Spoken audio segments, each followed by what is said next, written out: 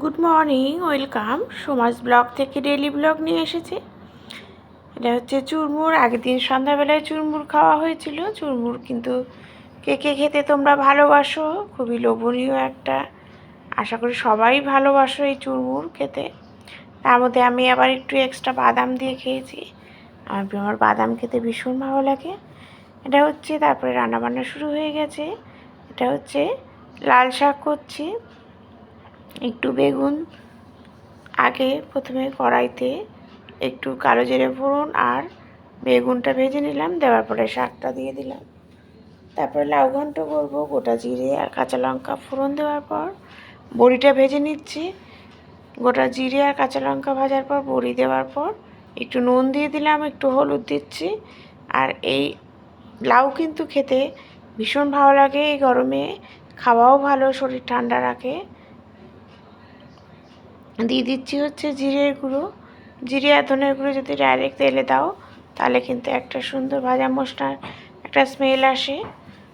মশলাটা ভালো মতো কষানো হয়ে গেলে লাউটা কিন্তু আমি বয়েল করে নিয়েছি, তার ফলে কিন্তু চটজলদি রান্নাও হয়ে যায় এতে।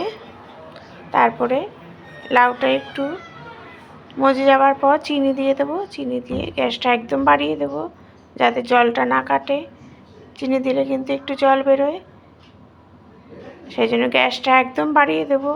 তারপরে দেখো একদম ভালো মতো যখন ড্রাই হয়ে যাবে, শুকিয়ে যাবে, তখন কিন্তু আমি ধনেপাতা দিয়ে নামিয়ে নেব।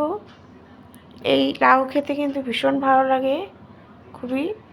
এই গরমে কিন্তু খাওয়াও ভালো। বন্ধুরা, তোমরা সবাই আশা করি ভালো আছো এবং তোমরা যাতে ভালো থাকো সেই কামনাই করি। দেখো লাউটা নামিয়ে নিলাম। নতুন বন্ধু যারা আছো একটু বেল আইকনটা প্রেস করে দিও।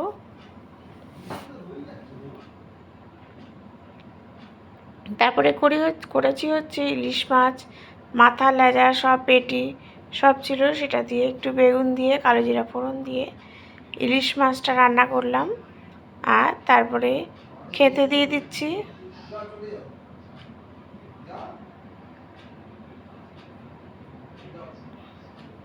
বরকে খেতে দিচ্ছি লাউ ঘন্ট আর ইলিশ মাছ দিয়ে। বর অফিসে খেয়ে গেছে।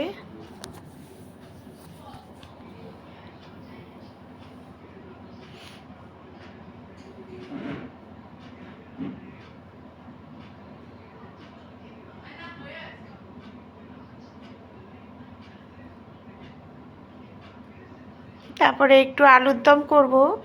দেখো গোটা জিরে ফোড়ন দিলাম, আর একটু পটল দিতে হয় আমার শাশুড়ি মায়ের জন্য, আর সে আলু খায় না বলে। সেই জন্য এই আলুর দমেও কিন্তু আমি কয়েকটা পটল দিয়েছি। আর পেঁয়াজ ফোড়ন দেবো, আর যে আলুর দম মশলা আছে সেটা দিয়ে কিন্তু আমি আলুর দমটা রান্না করব। আলুর দম মশলা দিয়ে তোমরা রান্না করবে, দেখবে খুব টেস্টি হয় এই আলুর দমটা। দিয়ে দিচ্ছি আলুগুলো কিন্তু আমার বয়েল করা আছে। তারপরে নুন আর হলুদ দেওয়ার পর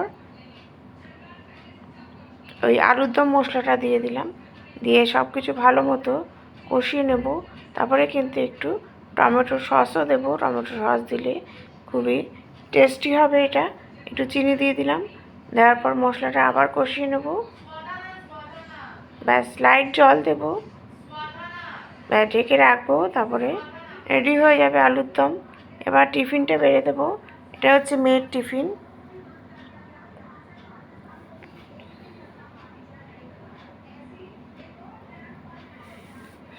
আলুর দম আর রুটি এই দিয়ে মেখে টিফিনে দিয়েছি।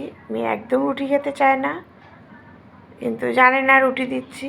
কিন্তু কলেজে গিয়েও খুব কষ্ট পেয়েছে, আমাকে ফোনও করেছিল রুটির জন্য। একদম রুটি খেতে চায় না। আর সত্যি রুটি কিন্তু ঠান্ডা হয়ে গেলে শক্ত হয়ে যায়। তারপর আমরা সবাই টিফিনে খেয়েছি আলুর দম, রুটি আর চা। তারপরে হচ্ছে ডিম ফেটিয়ে ওর মধ্যে একটু নুন হলুদ আর তার সাথে একটু দুধ দিয়ে দিলাম যাতে বাড়ে জিনিসটা।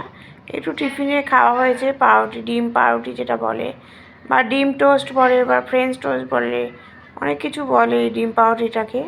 একটু পেঁয়াজ কুচিয়ে নিয়েছি যাতে একটু টেস্ট হয়। সন্ধ্যাবেলায় একটু স্ন্যাক্স হিসাবে চা দিয়ে খেয়েছিলাম, বা সবাইকে দিতেও লাগে টিফিন। কী দেবো বুঝতে পারি না, এক এক সময় এক এক রকম দেওয়ার চেষ্টা করি। তারপর তো আমাদের বাঙালিদের ঘরে মুড়ি আছেই, বেশিরভাগ সময় মুড়ি দিয়েই খাওয়া হয়ে যায় আমাদের। তারপরে আজকে একটু অন্যরকম চেষ্টা করলাম। ব্যাস, সস দিয়ে এটা ভালোই খাওয়া হয়। Thank you.